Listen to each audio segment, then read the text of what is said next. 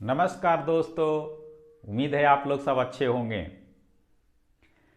चलिए हम लोग उस कुछ टॉपिक है जो हम लोग को बहुत परेशान करते रहता है, तो उसको हम लोग मात्र 2 सेकंड में हल करके निकालेंगे। कैसे निकालेंगे उससे पहले आप लोग कुछ बातों को, कुछ थंबनेल होगा उसको याद रखने की जरूरत है। बाकी उसका सॉल्यूशन निश्चित रूप से 2 सेकंड में हल होकर के निकलेगा। ठीक है दोस्तों, चलिए तो उससे पहले एक छोटा सा रिक्वेस्ट आप लोग से रहेगा, जीके एसकेडी चैनल को सब्सक्राइब कीजिए, लाइक कीजिए, शेयर कीजिए, कमेंट कीजिए और सब्सक्राइब के करने के बाद एक बेल आइकन आता है, ठीक है, बेल जैसा बन करके आता है, उसको भी प्रेस कर देना है ताकि आपके पास जो भी क्लास का वीडियो अपलोड किया जाएगा वो नोटिफिकेशन बन करके आपके पास जाए। ठीक है, इस तरह से नोट बेल आइकन बनता है दोस्तों। जैसे ही आप इसको प्रेस करेंगे एक बार, उसके बाद दोनों तरफ इस तरह से लग जाएगा, अर्थात कि समझिए ये ऑन हो गया नोटिफिकेशन के लिए। चलिए प्रश्न को पहले समझते हैं। इसमें दिया हुआ है रूट के अंदर में जोड़, ठीक है, √12 प्लस √12 प्लस √12 इस तरह से लगातार जुड़ते चला जा रहा है, एकदम बिल्कुल अनंत तक जुड़ते चला जा रहा है और उसका मान निकालना है हम लोग को। दोस्तों कैसे निकालेंगे उसको समझना है। चलिए पहला प्रश्न को हम लोग समझ रहे हैं, ठीक है। इसमें 12 लिखा हुआ है तो 12 को ऐसे लिख लेते हैं। इसका हम लोग फैक्टर निकालते हैं। फैक्टर निकालने के लिए हम लोग जानते हैं, ठीक है, अर्थात कि किसकी संख्या जिसमें भाग पड़ सकता है, तो 1 से पड़ सकता है और 6, मतलब इसका इस तरह से गुणनफल के रूप में तोड़ना है कि गुना करने के बाद 12 आए, ठीक है। तो 1 और 12 से आएगा, 2 और 6 से आएगा, 3 और 4 से, ये दोनों को गुना करेंगे। इस तरह का जो 2-2 करके संख्या आया, ये दोनों को गुना करेंगे तो 12 निश्चित रूप से आएगा। लेकिन तो क्या मेरा जो आंसर आएगा वो 3, मतलब 1 12 2 6 3 4 सब होगा? नहीं, इसमें 6 संख्या होगा। 6 संख्या आंसर इसका नहीं हो सकता है। एक आंसर होगा, मतलब एक संख्या आंसर होगा, एक नंबर आंसर होगा। तो ऐसा संख्या को, ऐसा फैक्टर को हम लोग को चुनना है इसमें से, ठीक है, कि जिसके अंतर, वैसे फैक्टर जिसके अंतर दोनों को घटाने के बाद 1 आए, ठीक है। ऐसा गुणनखंड तोड़ना है कि जो दोनों को गुणनखंड जो आए वो मात्र 1 आए, ठीक है। तो 1 किस में आएगा? 3 और 4 में आएगा, ठीक है। तो इसका मतलब, और ये बीच में जो प्लस का साइन दिया हुआ है, ये बतला रहा है कि बड़ा वाला होगा, ठीक है।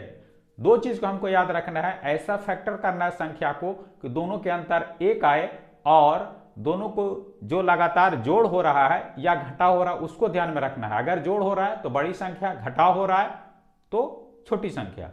पॉजिटिव में साइन दिया हुआ है सबों के बीच, इसका मतलब बड़ी संख्या होगा। निगेटिव में दिया हुआ रहेगा, जो दूसरा वाला प्रश्न में है निगेटिव में दिया हुआ है, इसका मतलब छोटी संख्या होगा।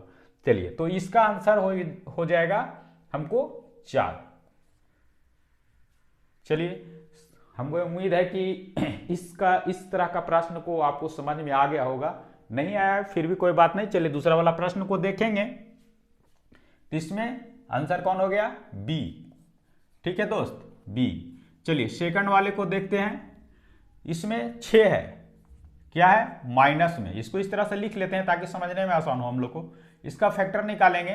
1 और 6 हो सकता है, 2 और 3 हो सकता है और नहीं हो सकता है। ये दोनों के बीच देख रहे हैं कि अंतर कितना का आ रहा है? 1 का आ रहा है, ठीक है। ये दोनों के बीच कितना का अंतर है? 1 का अंतर है। इसका मतलब ये दोनों में ही से आंसर होगा।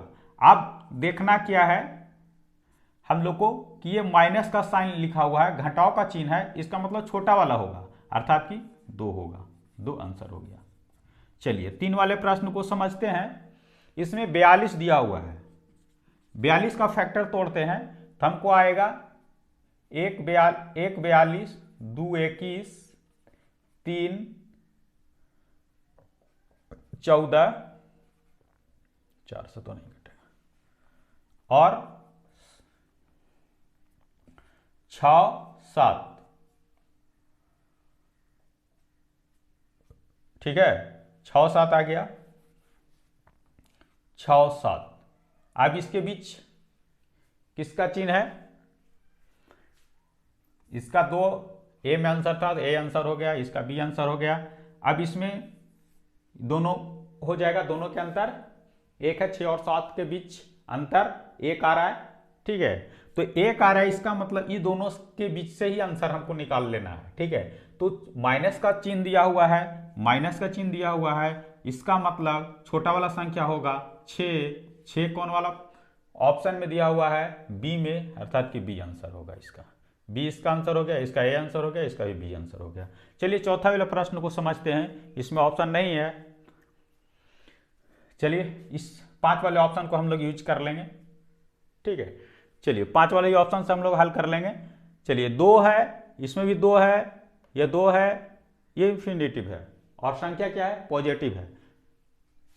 4 वाले को देखते हैं, 2 का फैक्टर निकालेंगे तो 1 और 2 ही होगा, ठीक है। दोनों के बीच अंतर क्या है, 1 आ रहा है, इसका मतलब ये दोनों के बीच से ही आंसर हमको निकल करके आएगा।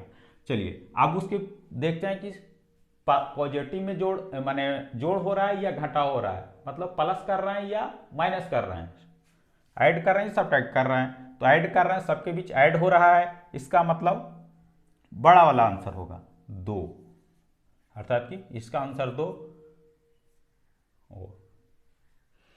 चलिए 2 इसका आंसर हो गया। अब हम लोग 5वां प्रश्न को देखते हैं। अभी तक हमने देखा कि इस तरह का प्रश्न को हल कर ले रहे हैं, आसानी से हल हो रहा है, 2 सेकंड में हल हो रहा है। आप लोग से उम्मीद करते हैं कि समझ में आ गया होगा। चलिए अगला प्रश्न को हम लोग समझते हैं। कह रहा है कि यदि x का मान 10 है और उस 10 रूट अंडर 10 इस तरह से है और वो इन्फिनिटिव तक है, उसी तरह से जोड़ हो रहा है जैसे ऊपर में कर रहे थे। अब हो तो निम्न में से सत्य कथन बताइए। इसका मतलब भी समझ लेते हैं 2 सेकंड में। कह रहा है कि एक जो है बड़ा है, एक से x का मान जो है 1 से बड़ा है और 2 से छोटा है, अर्थात कि 1 और 2 के बीच। इसमें कह रहा है 2 और 3 के बीच x का मान, इसमें 3 और 4 के बीच है x का मान, इसमें 4 और 5 के बीच है x का मान, ठीक है। तो इसको निकालना है हम लोग को। तब हम लोग क्या करेंगे, 5 वाले प्रश्न में 10 का फैक्टर, तो देखते हैं कि 10 का फैक्टर क्या है, पॉजिटिव में है तो प्लस में लिख लिए 10, ठीक है। 10 का फैक्टर अगर निकालते हैं तो 1 और 10 आया, 2 और 5 आया, और कोई नहीं हो सकता है। तब क्या करेंगे, तब हम लोग को क्या करना है, किससे बड़ा संख्या 11 को देखते हैं। 11 का ऐसा 2 फैक्टर आएगा, गुणनखंड करने के बाद 2 ऐसा आएगा नहीं, 1 और 11 ही होगा। अब 12 को देखते हैं तो 12 में आ जाता है, ठीक है। 12 में आ जाता है 3 और 4, ठीक है। 3 और 4 अर्थात कि 12 प्लस में रहेगा। तब हम लोग को क्या करना है कि बड़ा देखना है, 10 से बड़ा, ठीक है। 10 से बड़ा, तो 10 से बड़ा 11, 11 नहीं हुआ, 12 हो रहा है। 12 में 3 और 4 ऐसा फैक्टर आ रहा है 12 का, जो दोनों के बीच का अंतर 1 है, अर्थात कि 3 और 3 से बड़ा 10 का रूट अंडर 10 जोड़ में जो लिखा हुआ है उसका मान होगा, और 4 से छोटा होगा, ठीक है। ये वाला किस ऑप्शन में दिया हुआ है, अर्थात कि सी, तो सी वाला आंसर हो गया, ठीक है। चलिए अब हम लोग 6 वाले को समझते हैं। 6 में कह रहा है कि 5 है माइनस में है, root under 5 minus root under 5 minus root under 5, इस तरह से इन्फिनिटिव तक है। और इसमें हम लोग को मान निकालना है कि कितना होगा। चलिए तो 5 का, ये किस में है, माइनस में, ये दोनों चीज को लिख लिए। 5 का निकालते हैं तो 5, अब हम क्या करेंगे, माइनस में रहेगा तो छोटा वाला, ठीक है, छोटा वाला संख्या को देखेंगे, अर्थात कि 2 को देखते हैं, 4 को देखते हैं तो 4 में इस तरह से कोई फैक्टर निकलेगा।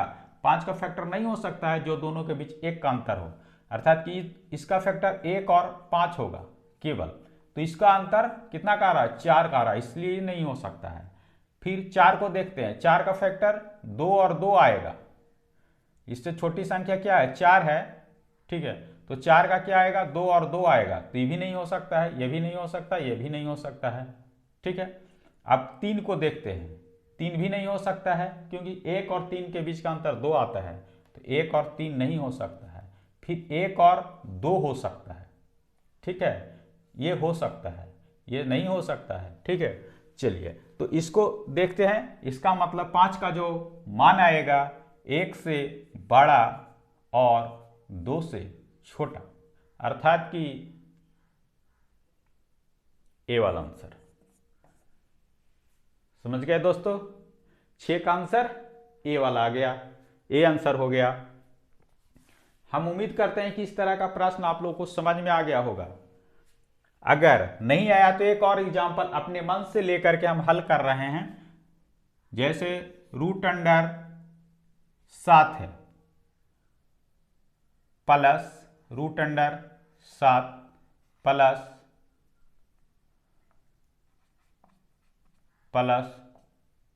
√7, इस तरह से है, ठीक है।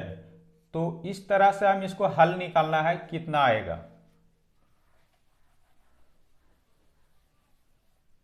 इसका हल हम लोग निकाल लेते हैं एक बार फिर से समझने के लिए, या इसका इस तरह का प्रश्न दिया हुआ रहेगा तो हम लोग कैसे हल निकालेंगे। तो इसका देखते हैं, ये प्लस में दिया हुआ है तो 7 का नहीं हो सकता, 7 का फैक्टर तो इस तरह से नहीं आएगा जो कि 1 और 7 ही होगा, तो इसका अंतर कितना आ रहा है, 6 आ रहा है। इसका मतलब ये फैक्टर सही नहीं है, हमारे कैलकुलेशन में ही नहीं बैठ रहा जो थंबनेल बताए। उसके बाद एक, फिर 8 वाले को देखते हैं तो इसमें भी नहीं आएगा, 1 4 4 आएगा, 2 4 सॉरी 4 4 नहीं, 2 और 4 आएगा, 8 आएगा, और 1 और 8 आएगा, ठीक है, तो भी नहीं आ रहा है। फिर 9 को देखते हैं, 9 में भी नहीं आएगा। 10 को देखते हैं, 10 नहीं आएगा, 11 नहीं आएगा, 12 आएगा, ठीक है। अर्थात कि 12 आएगा, जिसका 12 ऐसी संख्या आएगा 7 से बड़ी, जिसका 2 फैक्टर होगा और दोनों के बीच का अंतर 1 होगा, ठीक है। तो 12 का 2 फैक्टर निकालते हैं, 3 और 4 निकल करके आएगा, और इसका आंसर 3 से बड़ा और 4 से छोटा आएगा, ठीक है। तो इस तरह से ये इसका आंसर हो जाएगा या 3 और 4 के बीच मान होगा, ठीक है। इस तरह से 3 और 4 के बीच मान होगा, √7 प्लस √7 प्लस √7 प्लस इन्फिनिटी तक अगर जोड़ना रहेगा तो इसका मान 3 और 4 के बीच की संख्या होगा। चलिए इतना उम्मीद करते हैं कि आप लोग को समझ में आ गया होगा। तो आगे प्रश्न को हम हल करते हैं। 7 वाले प्रश्न में ये कह रहा है कि ये जो रूट था वो अब आपस में गुना हो रहा है, मतलब अगर गुना रहेगा √3 गुने √3 गुने √3 गुने √3, तब इसका आंसर क्या निकल करके आएगा, ठीक है। तो हम लोग इसको देखते हैं कितना बार है रूट है, 1 2 3 4 बार। अब इन्फिनिटिव नहीं लगा हुआ दोस्त, 7 वाले प्रश्न में इन्फिनिटिव नहीं है, अनंत तक नहीं बतला रहा है, 4 बार सिर्फ और सिर्फ 4 लगा हुआ, 4 लिखा हुआ, ठीक है। तो 3 के पावर या कोई भी संख्या के इस तरह से अगर रूट रहेगा तो a इंटू n-1/n, ये एक फॉर्मूला को याद रखना है। अगर नहीं रखते हैं तभी कोई बात नहीं। अब कितना बार है, 2 का पावर रहेगा, a का पावर 2 का पावर n-1/n, ठीक है, इसको याद रखना है। अब है कि कितना बार n है, मतलब कितना बार 3 लिखा हुआ है, ये भी हम लोग गिन ले सकते हैं बहुत आसानी से। तो 4 बार, तो 4 4 हो गया, अर्थात कि 2 को 4 बार गुना करेंगे, कितना आएगा? 2 को 4 बार अगर गुना करते हैं तो 2 दूनी 4 दूनी 8 दूनी 16, 16 आता है। तो 16 नीचे लिख दीजिए पावर में 16 और ऊपर में 1 कम करके लिख दीजिए, अर्थात कि 3 का पावर 15/16। ठीक है, किस में आंसर में आ रहा है? 15/16 सी में आ रहा है, अर्थात कि सी वाला आंसर आपका सही होगा। ठीक है, अगर मान लिया जाए कि 4 का पावर दिया हुआ रहता है, 4 root under 4 root under 4 root under 4 root under 4 root under 4, इस तरह से अगर लिखा हुआ रहता है 1 2 3 4 5 बार, तब 4 का पावर कितना हो जाए? 2 दूनी 4 दूनी 8 दूनी 16 दूनी 32, अर्थात कि 31/32। ठीक है, जितना बार रहेगा 2 के पावर उतना कर लेंगे, गुना कर लेंगे, 2 को उतना बार गुना कर लेंगे, जितना बार लिखा हो उतना बार 2 को गुना कर लीजिए। ठीक है, जैसे 1 2 3 4 5 बार था, 2 को 5 बार गुना कर लीजिए, तो 2 दूनी 4 दूनी 8 दूनी 16 दूनी 32, 32 नीचे लिख दीजिए, ऊपर में 1 कम करके लिख दीजिए, आंसर आ गया।